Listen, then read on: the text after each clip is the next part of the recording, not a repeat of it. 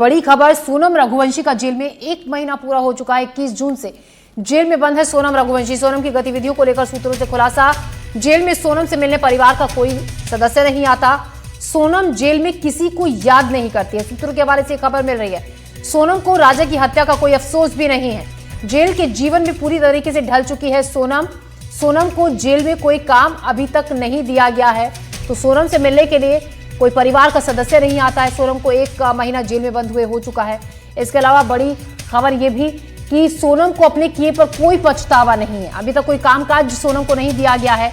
Jail का जो पूरा रूटीन है उसमें पूरी तरीके से ढल चुकी है सोनम।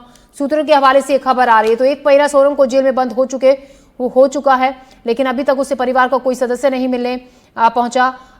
मुकेश सिंह सेंगर इस पर हमारे संवाददाता हमारे साथ जुड़ रहे हैं ज्यादा जानकारी के साथ।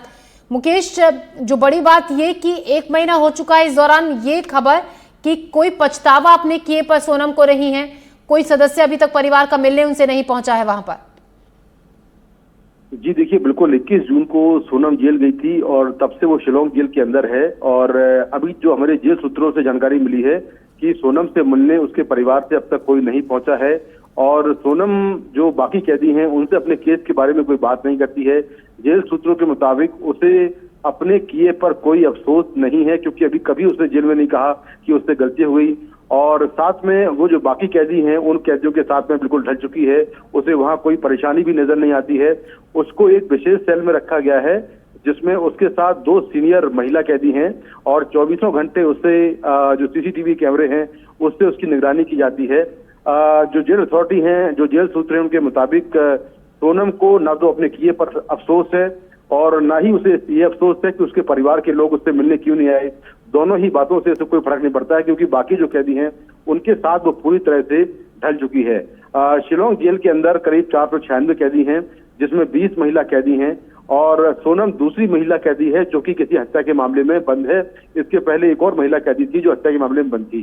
तो जो हमारे जेल सूत्र हैं उनके मुताबिक सोनम जो है लगातार जो जेल का मैनुअल है, जो जेल की दिनचर्या है, उसको फॉलो कर रही है और उसे कोई भी किसी तरह का ना कोई अफसोस है और ना ही कोई गम है।